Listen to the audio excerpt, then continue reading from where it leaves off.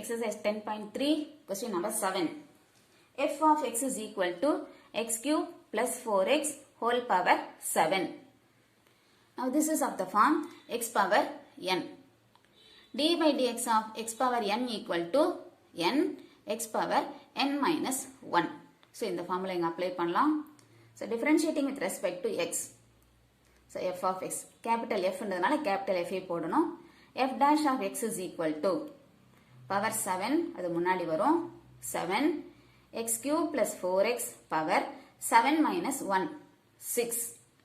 இப்போ x இல்லாம நமக்கு x cube plus 4x ன்னு இருக்கிறதுனால இத மறுபடியும் differentiate பண்ணணும். So into d by dx of x cube plus 4x. Therefore f dash of x is equal to 7 x cube plus 4x power 6 into differential of x cube is திரும்ப இதே formula apply பண்ணனும் 3 முன்னாடி வரும் 3 x power 3 minus 1 is 2 3x square plus 4 derivative of x is 1 4 into 1 4. So f dash of x is 7 into x cube plus 4x power 6 into 3x square plus 4. Question number 8. H of t equal to t minus 1 by t whole power 3 by 2. Again this is of the form x power n. You know the formula for derivative of x power n. n x power n minus 1. So here the function is h. It is a function of t. So differentiating with respect to t. h dash of t equal to first in the power 3 by 2 முன்னாடி கொண்டு வரணும் 3 by 2 t minus 1 by t power 3 by 2 minus 1 into திரும்ப இதை differentiate பண்ணணும் d by dt of t minus 1 by t.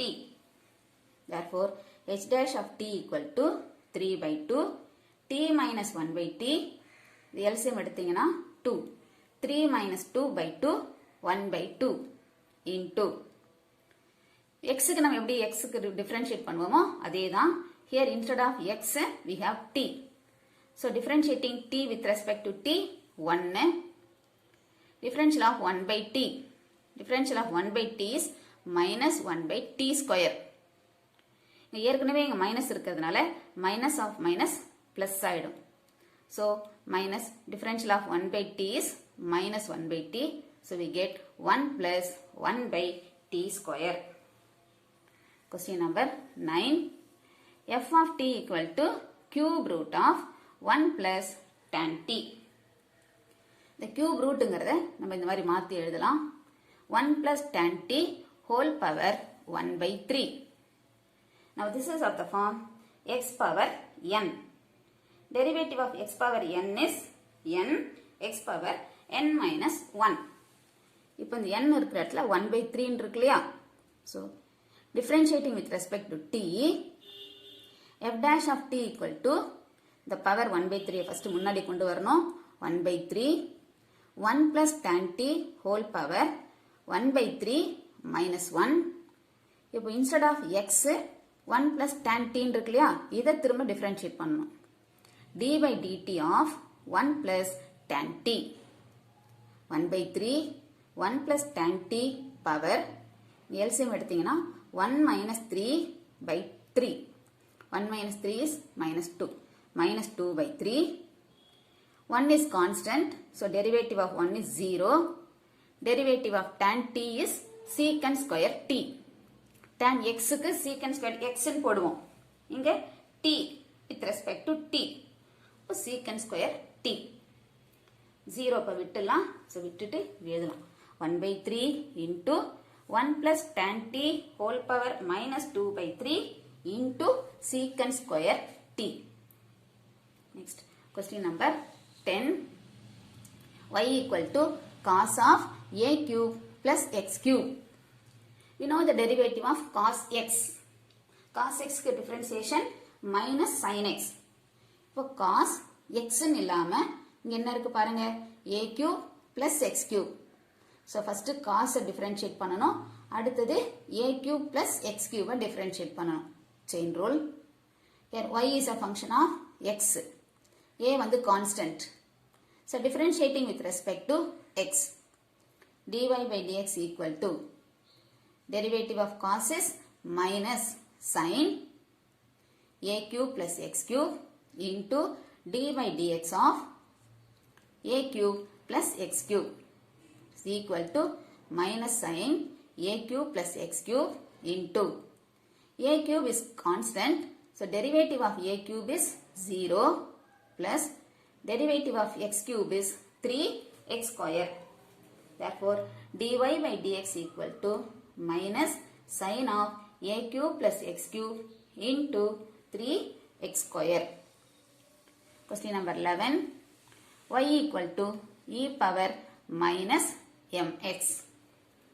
Here, y is a function of x. So, differentiating with respect to x. We know derivative of e power x is e power x. இப்போ நமக்கு e power x இல்லாம minus mx இருக்குல்லையா? So, first e power x ஓட formula apply பண்ணணும். அடுத்தது இந்த minus mx differentiate பண்ணணும். So, differentiating with respect to x, dy by dx equal to derivative of e power minus mx is e power minus mx into d by dx of minus mx. So, this is e power minus mx into இல்ல minus m வந்து constant. So, இது அப்படியே வச்சுக்கலாம். x மட்டும் தான் நம்ம differentiate பண்ணணும். d by dx of x. Derivative of x is 1. So, e power minus mx into minus m into 1. So, இது minus m முன்னாடி போட்டுக்கலாம். So, dy by dx is equal to minus m e power minus mx. Question number 12. Y equal to 4 secant 5x.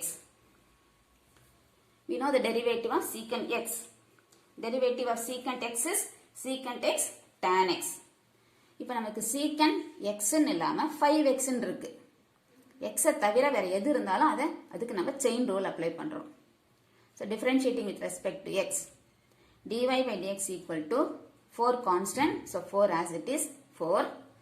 Derivative of secant 5x.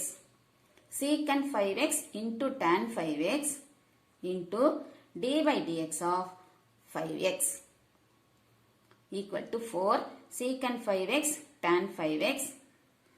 5 constant. So 5 அப்படியே வச்சுக்கலாம். d by dx of x. Derivative of x with respect to x is 1. So 5 தான் வரும். இந்த 4 யும் 5 யும் multiply பண்ணிக்கலாம். Therefore, dy by dx equal to 20 secant 5x tan 5x.